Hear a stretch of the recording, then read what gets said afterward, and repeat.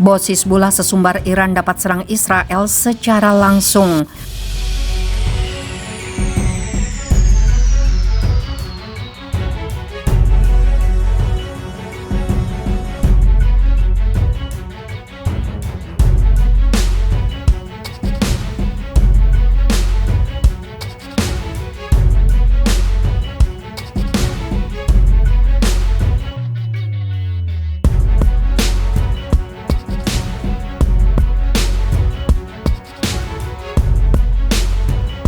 Pemimpin Hizbullah Lebanon Hassan Nasrallah sesumbar bahwa Iran dapat menyerang Israel secara langsung. Dia juga memperingatkan Tel Aviv bahwa milisi Syiahnya akan sangat waspada untuk merespon latihan militer Israel yang akan datang di dekat Lebanon.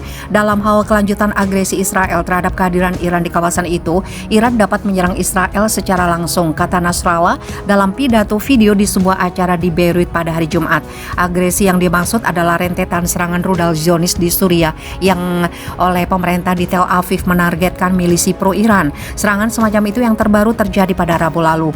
Bos Hizbullah mencontohkan serangan Iran terhadap kepentingan Israel di Irak, yaitu serangan rudal pada Maret lalu terhadap fasilitas di Erbil, Irak Utara, yang menurut Teheran digunakan oleh Israel untuk merencanakan dan melaksanakan serangan terhadap Iran.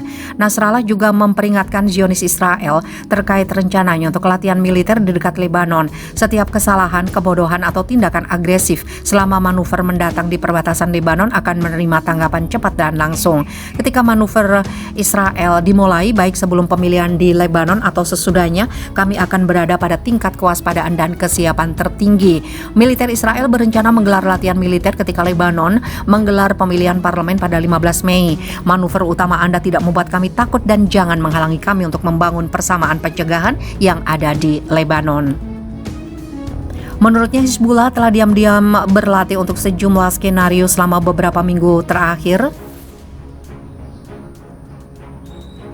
seperti yang disiapkan untuk setiap tindakan oleh Israel. Dia mengklaim Zionis Israel sudah rapuh dan lemah. Sebagai bukti, Nasrallah mengemukakan serangkaian serangan baru-baru ini terhadap warga sipil di Beersheba, Bnei Brak, Hadera, dan Tel Aviv. Menyebut semua serangan itu sangat spesifik dan penting. Operasi ini menunjukkan ketidakmampuan Israel untuk menemukan penyerang lone wolf Muslim dan sangat mengguncang kepercayaan Zionis dalam keselamatan dan layanan keamanan mereka, kata Nasrallah. Pemimpin gerakan Syiah ini berbicara pada kesempatan Hari Quds, tradisi Syiah yang diprakarsai oleh Iran pada tahun 1979 untuk mengekspresikan penentangan terhadap kontrol Israel atas Yerusalem sejak tahun 1968. Itu terjadi pada hari Jumat terakhir bulan suci Ramadan.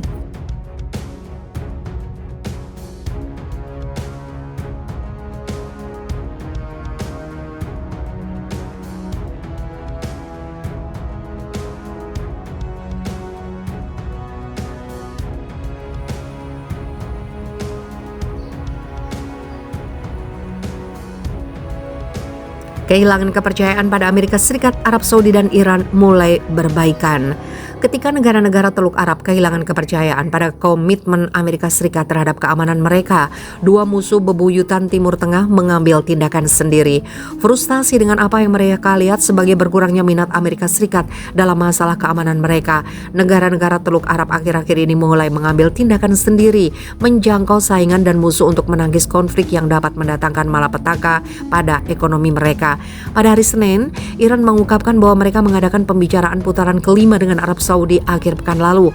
Menurut juru bicara Kementerian Luar Negeri Iran, negosiasi antara dua kelas berat regional itu progresif dan positif. Arab Saudi belum mengomentari hal tersebut. Juru bicara kementerian mengatakan pembicaraan sedang berlangsung untuk mengirim 40.000 jemaah Iran untuk naik haji di kota Saudi Mekah tahun ini. Meski pembicaraan sampai saat ini hanya difokuskan pada isu yang relatif kecil seperti ziarah ke tempat suci telah dihadiri oleh pejabat di tingkat intelijen, namun potensi penyertaan pejabat tingkat Kementerian Luar Negeri dalam pembicaraan yang akan datang dapat menunjukkan kemajuan yang signifikan dan keinginan untuk membuat kesimpulan beberapa konflik yang paling sulit diselesaikan di kawasan ini. Uni Emirat Arab dan Arab Saudi juga dilaporkan telah memperbaiki hubungan di wilayah tersebut. Muhammad Marandi, seorang profesor di Universitas Teheran, mengatakan hambatan terbesar untuk menghangatkan hubungan dari perspektif Iran adalah perang di Yaman. Dimulainya kembali pembicaraan juga terjadi ketika negosiasi antara kekuatan dunia dan Iran untuk menghidupkan kembali perjanjian nuklir 2015 mencapai tahap lanjut. Teluk Arab telah frustasi di Amerika Serikat karena tidak mengatasi keprihatinan mereka dengan Iran dalam pembicaraan. Percaya pengaruh mereka di Teheran artinya jika dibandingkan dengan pengaruh Amerika Serikat. Pembicaraan langsung dengan Iran adalah upaya negara Teluk Arab untuk melakukan hal itu, tapi para analis meragukan kemampuan mereka untuk mencapai hasil yang dapat memuaskan kedua belah pihak. Tapi Syed Hossein Mouzavian, mantan negosiator nuklir Iran dan profesor Universitas Princeton, mengatakan bahwa kedua negara memiliki pengaruh yang cukup satu sama lain untuk menjamin pembicaraan. Isu kunci untuk keduanya adalah jaminan bersama tanpa agenda regional, hegemonik, dan jaminan keamanan. Arab Saudi mendapat dukungan Amerika Serikat dan Iran memiliki pengaruh akar rumput yang besar di negara regional yang dapat menjadi ancaman jangka panjang bagi Saudi. Negara Teluk melihat kebijakan peredaan Amerika terhadap Iran selama dekade terakhir bertanggung jawab atas Iran meningkatkan agresinya. Ketika piromaniak datang ke rumah Anda, itu berbahaya. Yang lebih menakutkan adalah ketika piromaniak datang berpakaian seperti pemadam kebakaran, ujarnya merujuk pada kebijakan Amerika Serikat tentang Iran. Sementara itu, Amerika Serikat telah menegaskan kembali komitmennya terhadap keamanan Teluk dengan memperkuat pertahanan regional terhadap serangan rudal. Manifestasi paling jelas dari pemikiran ulang ini adalah reaksi diam negara-negara Teluk terhadap perang di Ukraina. Sekutu Amerika Serikat belum sepenuh hati mendukung posisi pemerintahan Biden dalam perang Rusia di sana. Arab Saudi, pengekspor minyak utama dunia, dan UEA telah menolak seruan Amerika Serikat untuk meningkatkan produksi minyak guna menurunkan harga minyak mentah yang memicu perang Rusia, dan memilih untuk tetap beraliansi dengan sesama pengekspor Rusia untuk meningkatkan produksi secara bertahap. Fasilitas minyak di Arab Saudi dan UEA telah diserang dalam beberapa tahun terakhir oleh aktor yang diyakini didukung oleh Iran, termasuk pemberontak Houthi Yaman. Dalam kedua kasus tersebut, negara Teluk dikecewakan oleh tanggapan Amerika Serikat yang mendorong pemikiran ulang tentang pilar hubungan Amerika Serikat Teluk yang sudah berlangsung lama, yang memastikan pertimbangan Arab untuk kebutuhan energi Amerika Serikat sebagai imbalan atas jaminan keamanan Amerika.